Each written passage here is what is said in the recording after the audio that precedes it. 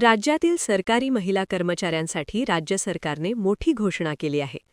गर्दीच्या वेळेत प्रवास करताना होणारा त्रास कमी करण्यासाठी लवकर या लवकर जा, कम अर्ली लीव्ह अर्ली ही नवी योजना सुरू करण्यात आली आहे. या योजनेची घोषणा उपमुख्यमंत्री सुनीत्रा पवार यांनी आज विधान परिषदेत केली. महिला दिनाच्या पार्श्वभूमीवर ही योजना राज्यातील महिला सरकारी कर्मचाऱ्यांसाठी लागू करण्यात आली आहे.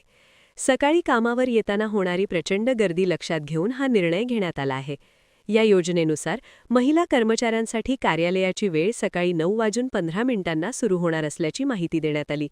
विधान परिषदेत बोलताना सुनीत्रा पवार यांनी महिलांसंदर्भातील अनेक महत्त्वाच्या मुद्द्यांवरही भूमिका मांडली.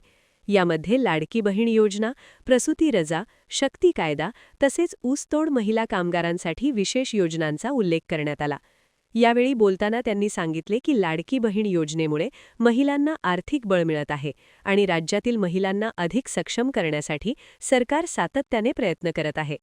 तसेच महिलांसाठी 180 दिवसांची प्रसूती रजा देण्याची घोषणा देखील करण्यात आली.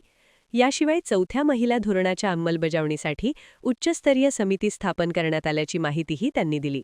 अंगणवाड्यांमध्ये पिण्याच्या पाण्याची सुविधा उपलब्ध करून देण्यावरही सरकार भर देत असल्याचे त्यांनी सांगितले.